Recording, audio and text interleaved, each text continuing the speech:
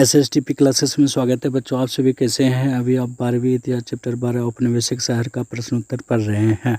आज मैंने चौथा प्रश्न लिया है, प्रमुख भारतीय व्यापारियों ने औपनिवेशिक शहरों में खुद को किस तरह स्थापित किया। बहुत ही इम्पोर्टेंट प्रश्न है। चलिए बच्चों उत्तर देखते हैं। उत्तर देखने के पहले आप हमारा ज़रूर चैनल लाइक, सब्सक्राइब, कमेंट करें। अच्छा लगे तो दोस्तों के बीच शेयर करना ना भूलें। पहले सजाते हैं प्रमुख औपनिवेशिक शहर। उस समय थे मद्रास, मुंबई, कलकत्ता। 7 टापुओं का शहर बम्बई को कहा जाता है। स्वेज नहर खुला 1869 को।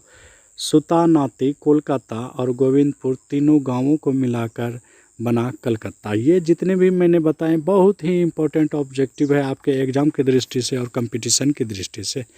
अब डिटेल से उत्तर देखते हैं बच्चों।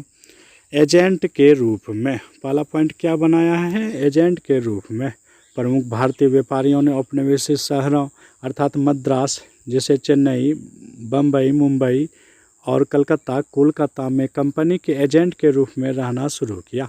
ये सभी बस्तियां व्यापारिक और प्रशासनिक कार्यालयों वाली थी। दूसरा पॉइंट है ज़मीन खरीदकर। अमीर भारतीय एजेंटों और बिचौलियों ने बाज़ारों के आसपास ब्लैक टाउन में परंपरागत ढंग के दलानी मकान बनवाए।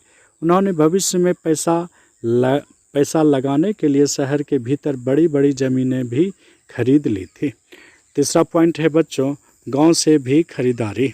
भारतीय ग्रामीण व्यापारी और फेरी वाले शहरों में माल गांव से खरीद कर भी लाते थे और शहर में बेचते थे। चौथा पॉइंट है शहर में बसकर। अनेक भारतीय व्यापारी जब पुराने और मध्यकालीन शहर उजड़ गए तो उन्हें छोड़कर वे इन बड़े शहरों में आ गए और यहीं बस गए। उद्योग धंधों में दिलचस्पी। उन्होंने व्यापारिक गतिविधियां करने के साथ साथ उद्योग धंधे भी लगाए।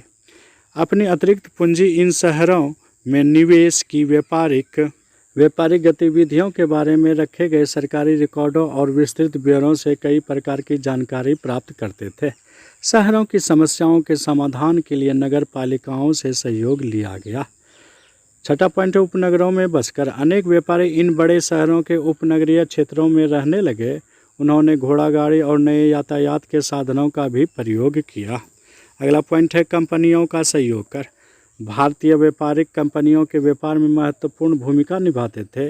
मुंबई के रहने वाले व्यापारी चीन को जाने वाली अफीम के व्यापार में हिस्सेदार थे।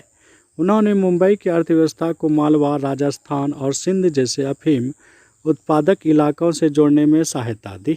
कंपनी के साथ गठजोड़ एक मुनाफे का सौदा था, जिससे कालांतर में एक पूंजीपति वर्ग का विकास हुआ। भारतीय व्यापारियों में सभी समुदाय फारसी, मारवाड़ी, कोंकणी, मुसलमान, गुजराती, बनिए, बोहरा, यहूदी आदि शामिल थे। अगला पॉइंट है व्यापारिक वर्ग नहीं, मजदूर वर्ग। मजदूर वर्ग के लोग अपने यूरोपीय और भारतीय स्वामियों के लिए खानसामा, पालकी वाहक, गाड़ीवान, चौकीदार, पोर्टर और निर्माण व गोदी मजदूर के रूप में विभिन्न सेवाएं उपलब्ध कराते थे। वे शहर के विभिन्न इलाकों में कच्ची झोपड़ियों में रहते थे। इस प्रकार ये कैसा लगा वीडियो कमेंट में हमें ज़रूर बतावें बच्चों। बहुत बहुत धन्यवाद।